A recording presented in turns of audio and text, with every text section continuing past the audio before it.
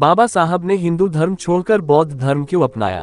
दोस्तों, इस वीडियो में आपको पूरी जानकारी मिलेगी। पूरी जानकारी जानने के लिए वीडियो के अंत तक बन रहे।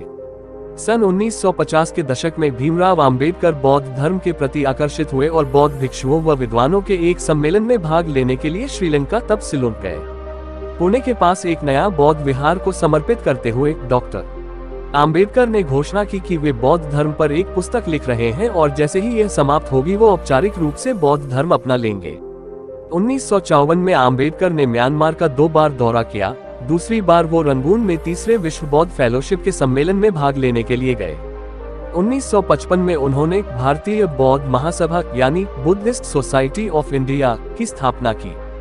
उन्होंने अपने अंतिम प्रसिद्ध ग्रंथ द बुद्ध एंड हिज धम्म को 1956 में पूरा किया। यह उनकी मृत्यु के पश्चात सन 1957 में के प्रकाशित हुआ। इस ग्रंथ की प्रस्तावना में अंबेडकर ने लिखा है कि मैं बुद्ध के धम्म को सबसे अच्छा मानता हूँ। इससे किसी धर्म की तुलना नहीं की जा सकती है। यदि एक आधुनिक व्यक्ति जो विज्ञान को मानता है उसका धर्म कोई होना चाहिए, तो वह धर्म केवल बौद्ध धर्म ही हो सकता है। सभी धर्मों के घनिष्ठ अध्ययन के 25 वर्षों के बाद ये दृढ़ विश्वास मेरे बीच बढ़ गया है।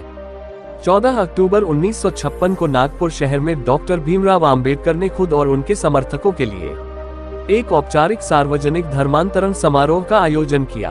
प्रथम डॉक्टर अंबेडकर ने अपनी पत्नी सविता एवं कुछ सहयोगियों के साथ भिक्षु महावीर चंद्रमणि द्वारा पारंपरिक तरीके से त्रिरत्न और पंचशील को अपनाते हुए बौद्ध धर्म ग्रहण किया।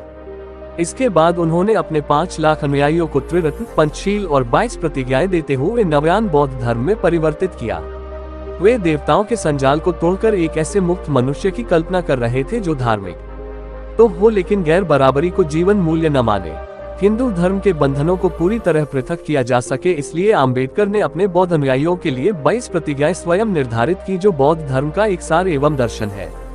ये प्रतिज्ञाएं हिंदू धर्म की त्रिमूर्ति में अविश्वास, अवतारवाद के खंडन, श्राद्ध तर्पण, पिंडदान के परित्याग, बुद्ध के सिद्धांतों और उपदेशों में विश्वास, ब्राह्मणों द्वारा निष्पादित होने वाले किसी भी समारोह न भाग लेने, मनुष्य की समानता, विश्वास, बुद्ध के अष्टांगिक मार्ग के अनुसरण, प्राणियों के प्रति दयालुता, चोरी न करने, झूठ न बोलने, शराब के सेवन न करने, असमानता पर आधारित हिंदू धर्म का त्याग करने और बौद्ध धर्म को अपनाने से संबंधित थी।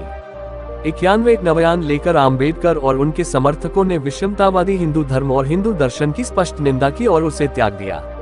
अंबेडकर ने दूसरे दिन 15 अक्टूबर को फिर वहां अपने 2 से 3 लाख अनुयायियों बौद्ध धर्म की दीक्षा दी। ये वह अनुयायी थे जो 14 अक्टूबर के समारोह में नहीं पहुंच पाए थे या देर से पहुंचे थे।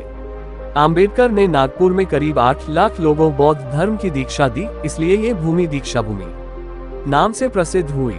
तीसरे दिन 16 अक्टूबर को अंबेडकर चंद्रपुर गए और वहां भी उन्होंने करीब 3 लाख समर्थकों को बौद्ध धर्म की दीक्षा दी। इस तरह केवल 3 में अंबेडकर ने स्वयं 11 लाख से अधिक लोगों को बौद्ध धर्म में परिवर्तित कर विश्व के बौद्धों की संख्या 11 लाख बढ़ा दी और भारत में बौद्ध धर्म को पुनर्जीवित किया। इस घटना से कई लोगों एवं बौद्ध देशों में से अभिनंदन प्राप्त हुए। इसके बाद वे नेपाल में चौथे विश्व बौद्ध सम्मेलन में भाग लेने के लिए काठमांडू गए। वहां वह काठमांडू शहर की दलित बस्तियों में गए थे। नेपाल का अम्बेडकरवादी आंदोलन दलित नेताओं द्वारा संचालित किया जाता है तथा नेपाल के अधिकांश दलित नेता यह मानते हैं कि अम्बेडकर का दर्शन ही जातिगत भेदभाव को मिटाने में सक्षम है। उन्होंने अपनी अंतिम पांडुलिपि बुद्ध या कार्ल मार्क्स को 2 दिसंबर 1956 को पूरा किया। दोस्तों, आज के वीडियो में बस इतना ही। उम्मीद करता हूँ कि आपको हमारे वीडियो अवश्य पसंद आई होगी। अगर आप बाबा साहेब के जीवन से जुड़ी सभी छोटी बड़ी जानकारी जानना चाहते हैं तो हमारे YouTube चैनल को सब्सक्राइब कर लें।